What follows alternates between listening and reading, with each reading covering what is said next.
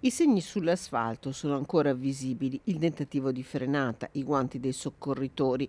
Proprio qui, in questo tratto di via Marconi, nel territorio comunale di Sant'Angelo di Piove di Sacco, i confini con Brugine, ha perso la vita Ombretta Sorgato.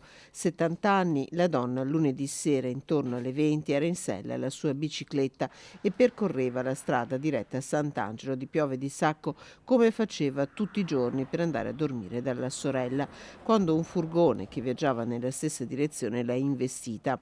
L'allarme è stato immediato, ma nonostante i soccorsi per Ombretta Sorgato non c'è stato nulla da fare. Una strada pericolosa questa provinciale che collega la Piovese al centro di Brugine, come racconta il sindaco di Brugine Michele Giraldo. Come comune siamo vicini a questa famiglia.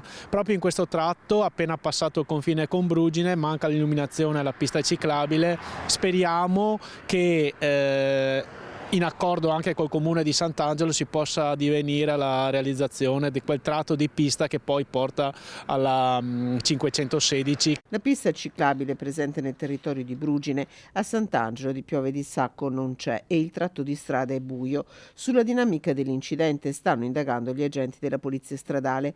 Avvisato il magistrato, sul corpo della donna sarà eseguita l'autopsia. Da quello che ci ha detto la polizia stradale, la signora aveva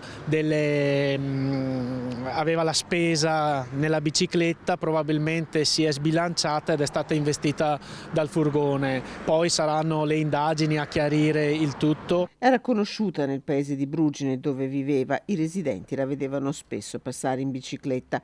Una tristezza infinita colpisce tutti. Quel tratto di strada che lei percorreva ogni giorno, lunedì sera le è stato fatale.